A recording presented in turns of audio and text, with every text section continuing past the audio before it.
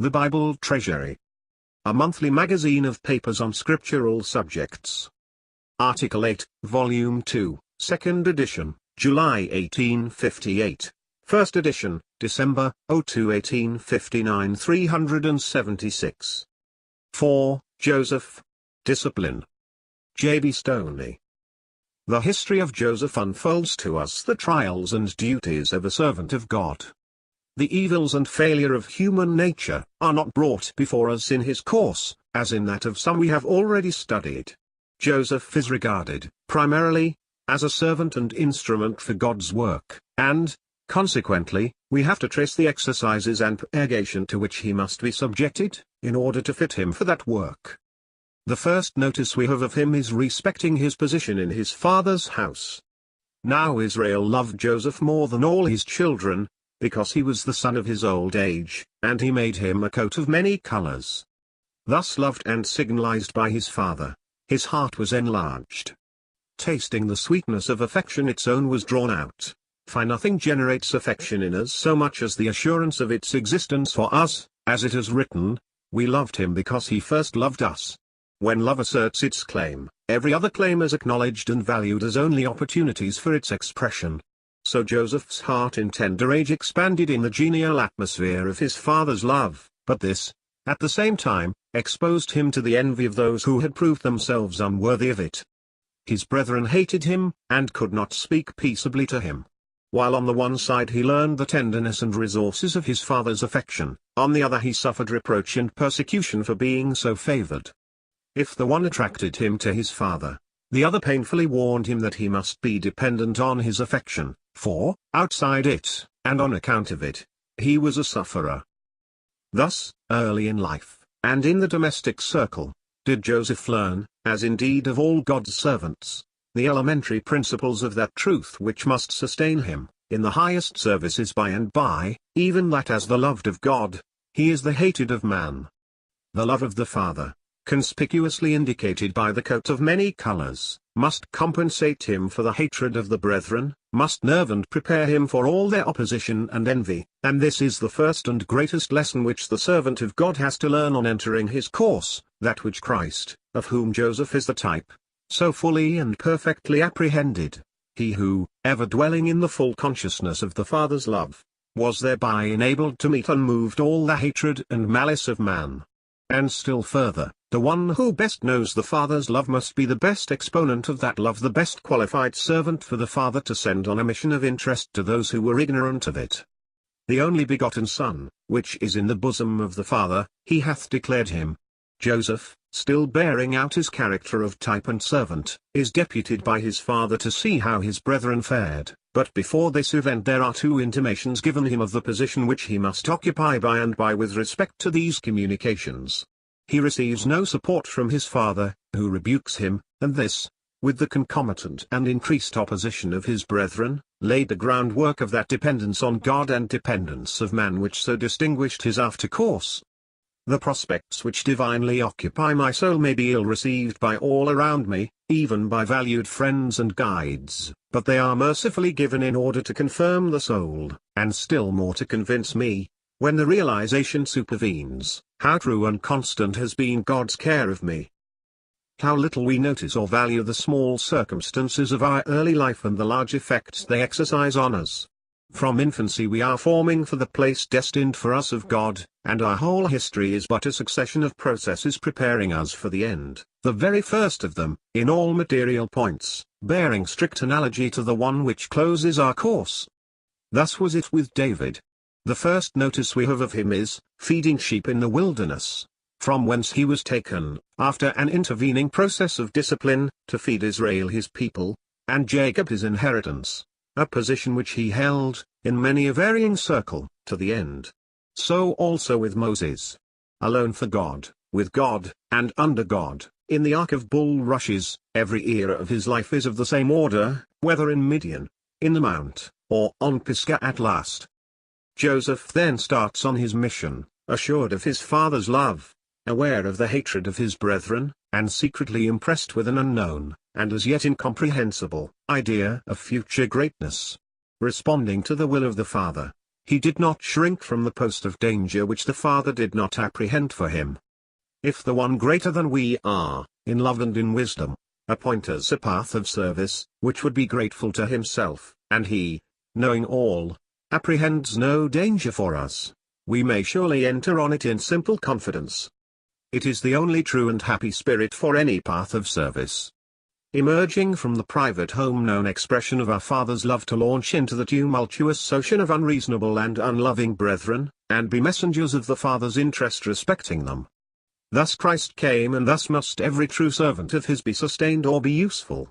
Joesph, pursuing this path of service, bearer of his father's message, and exponent of his father's interest, came to Shechem, but is checked in the execution of his mission by finding his brethren not there. Such checks often occur in order to test our reality as to whether the Father's will is wholly our desire. Joseph's heart was evidently set on its accomplishment, for instead of returning when he could not find them, he lingers at his post until he gets tidings of them, and then follows them to Dothan, unprepared for the murderous and malicious reception which awaited him. After various modifications of these evil purposes, for wicked counsels must always be multifarious, whereas there is but one fixed way for doing right, Joesph is sold to the Ishmaelites, and again sold by them into Egypt, unto Potiphar, an officer of Pharaoh, and captain of the guard. What a change for him, from the glow of a parent's love, uppermost and chief, to be first murderously assailed by his own brethren, and now a bondsman in Egypt. Had the divine communications vouchsafed to him in his dreams made him independent of everything from man, be it love or hatred, and dependent only on God? If they had, he needed it at this juncture, and, undoubtedly, that was the value of the discipline he was now undergoing. Truth is communicated to us first, and we may greatly value the acquisition of it, but the winter can alone season the succulent growths of spring and summer. The great reality of the truth must be learned by us. Joesph must be cast on God. But the winter is seldom without some gleam of sunshine, and often before its depths, as well as before its conclusion, a bright season intervenes. Before the sent earnest part of the discipline befalls us, we are often cheered by an unexpected reprisal. Thus Joesph is a prosperous man in the captain's house. But from this he is soon driven a snare being then prepared for him by the adversary of souls, which he has integrity and dignity to fly from, for it only addressed the depravity of his nature, and offered no alleviation to his condition as a slave. We may regard Potiphar's wife as a type of the world, the allurements of which she symbolizes, and, failing to attract the prosperous servant of God, she becomes his direst and most unscrupulous foe.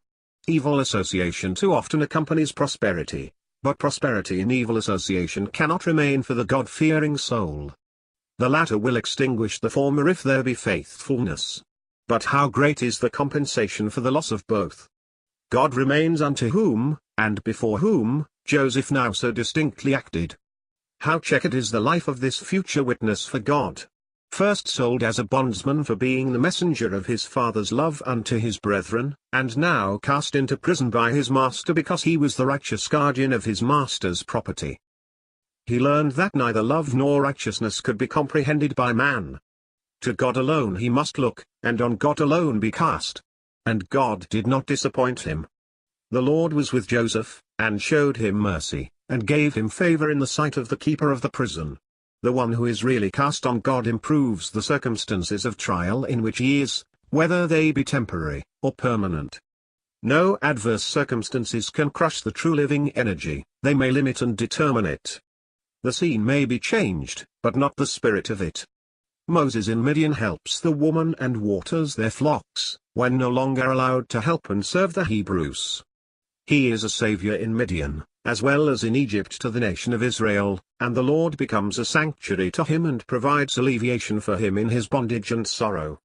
And Joesph also is found ere long to be as useful in prison, as he was in the house of the captain of the guard.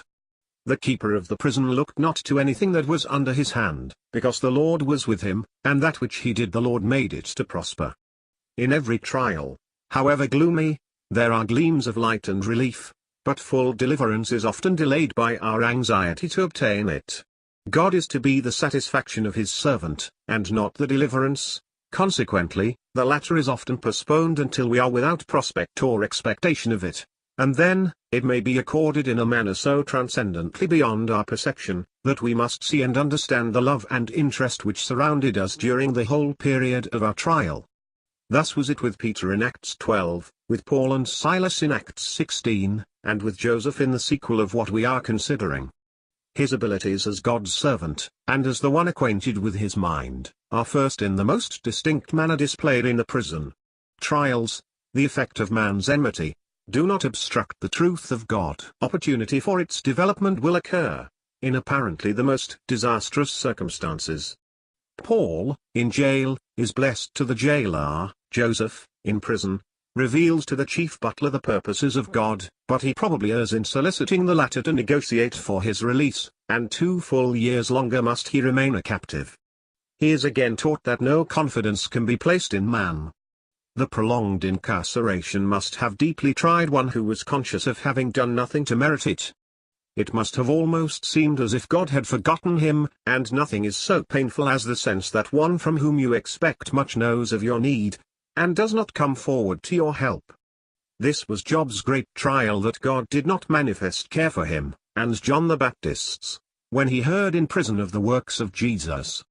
Whether Joesph felt thus we are not told, but we know that God had a purpose in his prolonged imprisonment, and when that purpose was answered, the time came, and the word of the Lord tried him, the king sent and delivered him, even the ruler of the people, and let him go free. How little we understand the exercises and purgation to which the fruitful branch must be subjected that it may be fit for God's work. Chastening is needed, to take out of the way that which we do not seek to remove, and purging, to rid us of what we desire and seek to be rid. Joesph underwent a deep process of purgation, from the day he left his father's house, clad in a coat of many colors, as a distinguishing mark of love. He had to learn, through a remarkable series of sorrow and discipline, that in order to be fit for God's service he must find the favor of man is deceitful.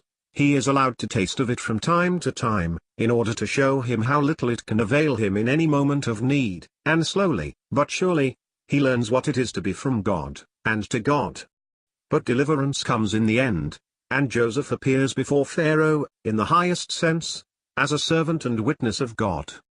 He declares things to come, and receives the distinction and position to which righteously he is entitled, and which the world even is compelled to accord him. All this time, probably, he knew little of the service which he was to render to his brethren, or how fully that which he once attempted to render to them, and which was so cruelly rejected and requited, would now be offered and so humbly appreciated. God all the time was working for his people, and preparing for them, and in process of time, Joesph knew this and admitted it. In his several interviews with his brethren, he presents to us the loveliest portraiture of the man of divine wisdom and judgment, struggling against the finest emotions of his heart, restraining the expression of his affection until he was assured that the right and safe time for the denouement had arrived. How touching the anxiety and distress which he inflicts on his brethren, in order to secure to them the ways and doings which his heart craved. His love for them prompted it all, and, in surveying his behavior, we cannot but see how self-possessed and controlled he had become, and how fitted for the service he was called to render and maintain. What a moment it must have been to this long-suffering and humbled, but now exalted and disciplined man, to present himself to his father, fall on his neck and weep. What a course of preparation he had passed through, before this great climax of his life and service was obtained. But attained it was. He had, through mercy, accomplished and provided for every need of his brethren, evincing, at the same time, how equal he was to the mission he first entered on, at the commencement of his course, namely, to convey to them a just idea of their Father's love. In conclusion, we have only to observe the faith for which he was distinguished. After all the eminence he had attained in Egypt, and all the service he had performed, by faith he sees a better and a greater inheritance beyond it. When about to die, he makes mention of the departure of Israel, and gives commandment concerning his bones. Thus, as a faithful servant, he closes his course, testifying the proper object of hope, serving the people of God to the full, and according to their need, while he lived, and, when dying, leading them to the only true prospect and hope of their souls, even the inheritance of the promised land. No present advantages must cloud or intercept this. Faith overlooks the brilliancy of present things, and faithfully serving his people to the end, he enjoins on them with his latest breath their proper hope and future course. And thus terminated the career of one of the most disciplined and honored of servants, after great trials, but greater successes, great sorrows, but greater joys, great humiliation, but greater exaltation, and a grateful study it is, for every suffering servant of our God, to whom be praise forever and ever.